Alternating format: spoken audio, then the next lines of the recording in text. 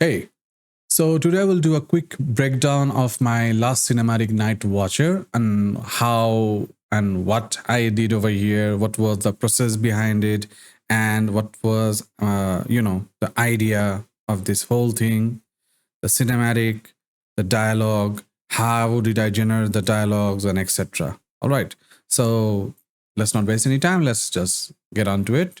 So first of all, I had used 11 um, cameras over here. So let me get out of it and go to the preview. Let me introduce you with the character. So there are three main characters. Tyron, this one. This is the guy. Let me get out of auxiliary light. And this is how it is. This is how it looks. It will be quite a bit choppy because everything is high quality. Uh, I would suggest to you that if you want to work on cinematics, especially on Unreal Engine and Iclone, if you're planning to buy a graphics card, I would suggest go for the one with more RAMs. Like I'm using 3060. I could have gone for 3060 Ti, but 3060 gives 12 GB. Ti only gives you 8 GB. So know what you want to do and how you want to work on it. So anyways, this is a character ported from Dash Studio into Character Creator, and I did some work on the skin to enhance it with skin gen. Then second, there was another character called Melchior. This one, it's like a prophet or something. I think it's a marketplace character. I can't remember. So I did some work with the beard thing. Then there was Darkblade, second character. It's unhidden right now. Let me show you. Yeah, this one. This is the character. This is also a character ported from Dash Studio with some skin gen stuff and enhancement in under the skin as well. So yeah, and the rest of the characters are from content, marketplace content, like some random ninja or assassin, whatever you call it. Yeah, that's that. So, anyways, uh, the idea is like what you can see, the entirety of the street of Morocco is actually a Dash Studio environment that is by Stonemason. He had some amazing environment from a very longer period of time, and I am a huge fan of his work. So I thought, why not? Why not use it? So it goes with the perfect mood of this environment and the cinematic. And these are some measure that I downloaded free from Sketchfab. Uh, the sky is actually. Let me show you.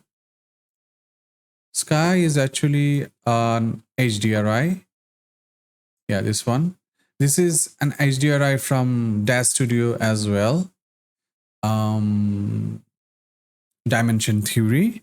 He got some amazing HDRI with or without grounds.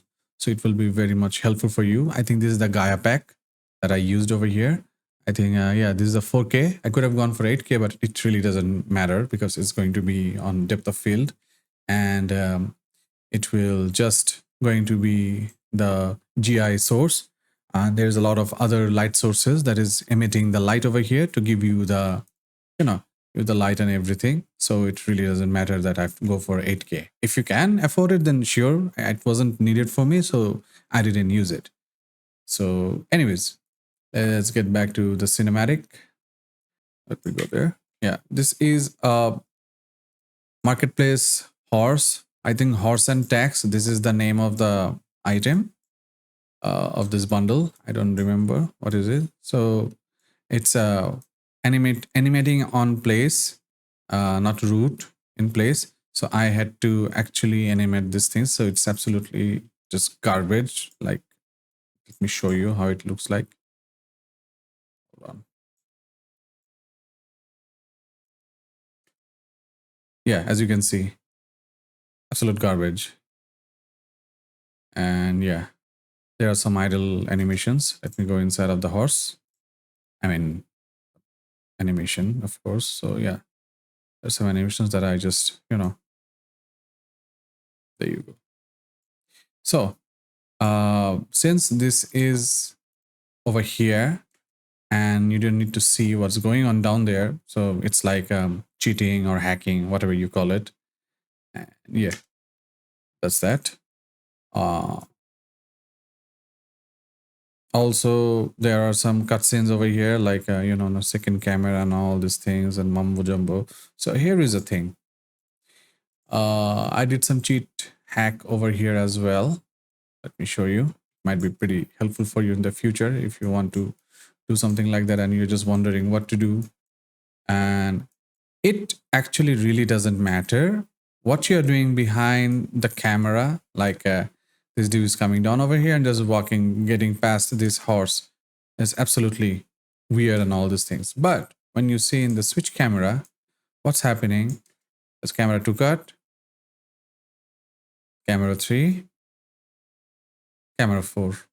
He got past that horse and you don't have to see it. So it's irrelevant. And there you go. And camera 5 and so on. And I did some idle animation behind Tyron, the character, this character, the horse, keep on getting. That's all. After that, after this cut, there are no animation for the horse, if I'm not wrong. Let me check it out. Okay, so yeah, as you can see, after this cut, there are no animation for the horse because it's irrelevant. You don't need to do it. You can do it if you want to, if you like. So, anyways, that is the end of the horse animation. Then there's an expression and everything. Okay, the fun fact about expressions and everything. Let me go through Tyron. So as you can see, patrol, idle, dismount. I had some animations on horses, so I use it over here. And look around. These animations are from 200 emotions, or I can't remember the name. Let me check it out. Expressions. Yeah, digital soul. So I used a lot of digital soul. I'm using a lot of digital soul, and I'll be using a lot of digital soul in the future. It's very helpful. Like you might be wondering, okay, why aren't you using the um, mocap or the face thing that has been released recently? I can do it. I will do it in the future, but it's not necessary in this cinematic over here. So that's the whole point. When you are going for a meta-human, more detailed wrinkles inside the facial and all sorts of things, you need those kind of realistic cinematic look or facial expressions over there. But this one, this is absolutely fine. I'm just learning and I'm just helping other people to learn a little bit about what you can do, what you can push the limit of Iclone and the rendering engine. Unfortunately, Revolution isn't paying attention or not listening to their customers that we have been calling for a bit so long that please have a new engine, have a new engine. Oh well, that's some different kind of topic that we will talk about sometimes later in the future. So, anyways, this is Tyron's animation, and this is Darkblade. Let me go to Darkblade. Yeah. So you might be wondering, where is she? The thing is, I actually don't need this character to be revealed right now. When I need it right here, right here. She is still not over there. There you go. I don't need it. I don't need it until this moment. Then when she reveals, you can see the enemy assassin is not over there. Now the assassin is here. Then the second assassin over here. Oh, sorry, the third assassin's over here and the last assassin over here. You don't need it. Why I am mostly hiding these things is, first of all, this dude. Let me show you. This guy actually was. Hold on. See, there he is. This guy is actually going down from here. Let me show you. A bit slow. Yeah, there you go. See, that's weird. I know, right? Exactly. So it's unnecessary. You don't need it until. Hold on.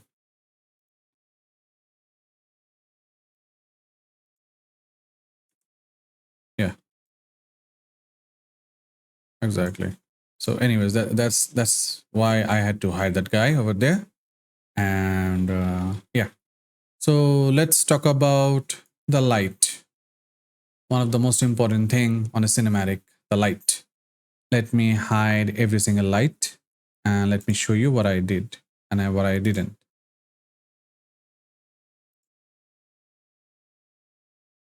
Yeah, softbox as well. So that's how it looks without any light, and that's how it looks without any IBL or HDRI.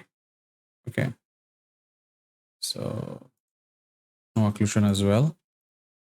As you can see, it's absolutely flat, somewhat. I think there are some other light. I think it has to do with the GI anchor. Yeah, there you go. Pitch black. Absolutely pitch black. I always I start working with absolute pitch black. You really need this thing. Like you signed everything, your animation and all these things. Always you can always do on auxiliary light, which is very important. So you just start with 0, then you come up with your this. I always use the default 200. Then directional light. Uh, directional light. There it is. It's coming from, as you can see. Let me show you from this direction. This direction, because the moonlight is behind it. Let me show you. The moonlight is way up there. Way up there. Moonlight is up there. So the light source is coming from, as you can see, yeah, there you go. The light source is coming from there. Pretty straightforward. Wherever your moonlight is, wherever the light source is, you need to use it. Can't somehow point it out, but you get the point what I'm trying to say. So, anyways, that goes my directional light. Going back to the main camera. Then I used a second light to give it a little bit of mood or something. As you can see, this light is adding a little bit of backlight or fill, whatever you call it. Combining these two, it's looking pretty good, because without this, very bright. It's very bright, but you need a little bit light. Let me show you the settings. So 1.48, darkness 70, soft shadow, no volumetrics. That's all. This one a little bit 4.6. Nothing much. This it has volumetric. As you can see, it has the influence over here. Soft shadow, a lot of 3.23, all sorts of things. So there you go. Let's get on with spotlight. Where's the spotlight? It's a good question. Yeah.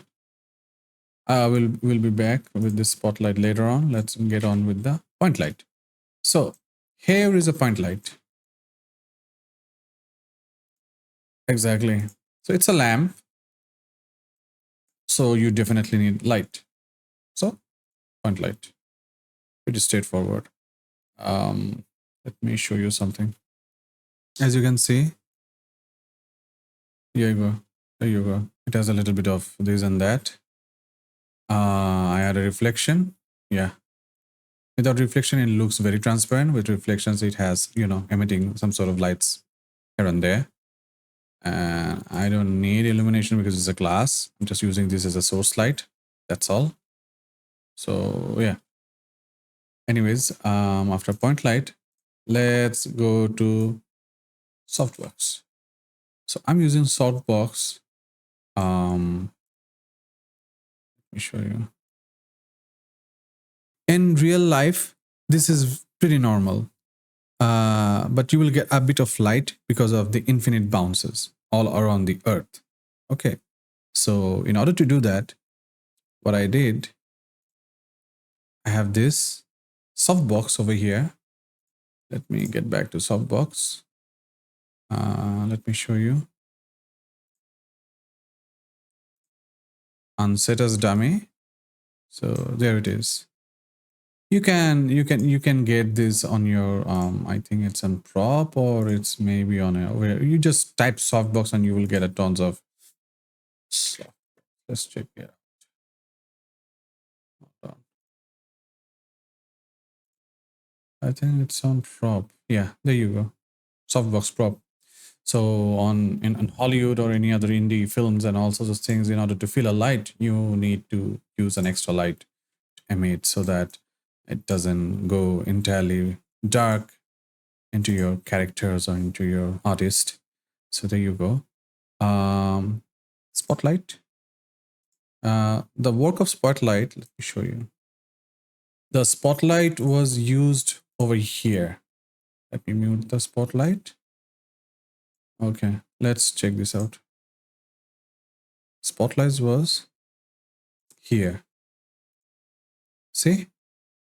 There's a little bit of glare, a little bit of reflection over here. Without this, it looks a bit flat, and with this, and you're getting a little bit of, remove or object animation, because I had a lot of auto keyframes. So yeah, as you can see, the reflection wasn't consistent. So there goes the light settings and the typical environment and all sorts of things. And let's get on with effects. So I will make it quick over here. It's not that important because it's a matter of choice how you want to do your stuff. So I mixed with this, textures, dust and light, like this pack, 50 examples, dust and light, and all sorts of things. So I combined a lot of things. Dust and light, it does a lot of wonder. If you have seen this cinematic already, you know that there small, imperfect details is a lot. It's very important when you do a cinematic. If it's very clean, then it's not good at all. You need to make it imperfect. So floating dust, fog space, same thing, rinse and repeat. Okay, warning light. There was a scene and this dude was talking and all sorts of things, and there's a light. Yeah. So what I did, let me show you. Yeah, it's like a off and on and on and on. It's the lens flare that I used. If you know, you know. So another lens flare, the typical lens flare work over there. Okay, so and the street light is coming from here. It's here. See, it small details does wonder. Again, remove object animation. Yeah. So this is pretty much my setup for this character. Oh, one more thing.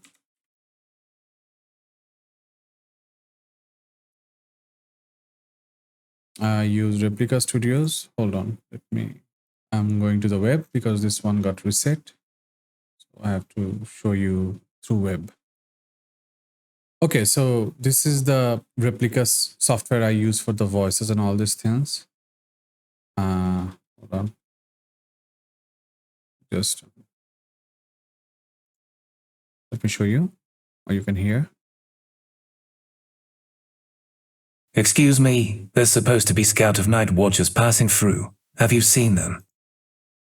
Find every citizen's. So you get the point, like you write something and you can change the character over here, then you generate the voice, then you use a bridge, and then you just use it over here. Let me show you, like for an example, go for Deckard, then plug in Replica Studio. When Replica Studio is installed, you just select avatar, then you go there, and that's how you transfer the voice.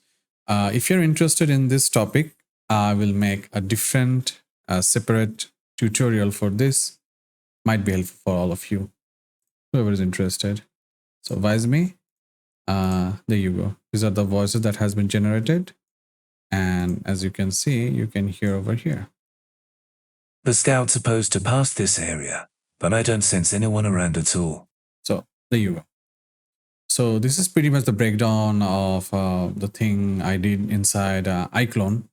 So there are some of you who are very interested that what I do inside DaVinci for the post-processing and all sorts of things.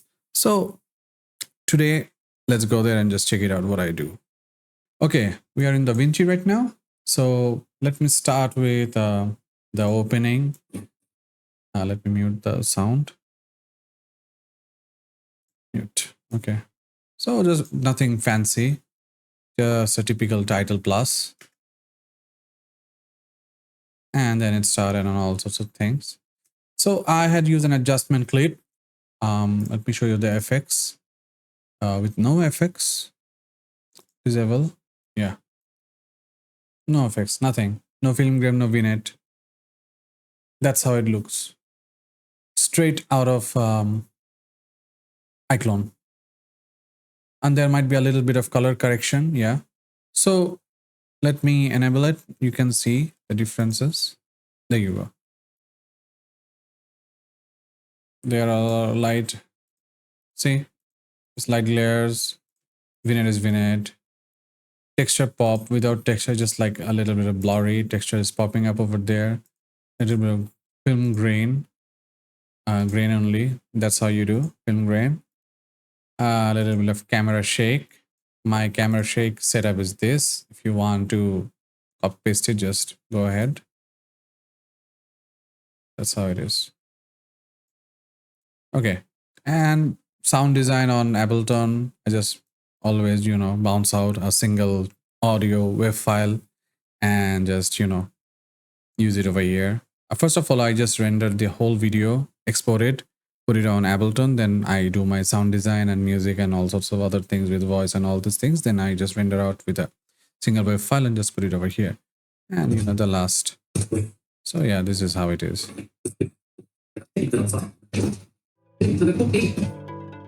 There you go. So this is a pretty quick tutorial. Just wanted to show you the breakdown of this cinematic. Nothing fancy. I've been done this kind of things before on other tutorials, so I didn't want to linger a bit on depth. I'm trying to switch from Iclone to Unreal Engine entirely in terms of cinematic and everything. Just gonna animate on Iclone. I will be using this as an animation pipeline and previews. Then I will be putting everything inside Unreal and just render it out, because unfortunately Iclone isn't listening to their customer and they're not planning to do any render engine overhaul anytime soon. So that sucks. So that's how I have to go to Unreal Engine. So yeah, I hope this helps a lot of you, or some of you maybe. This is World of Zen. I will see you soon. Goodbye.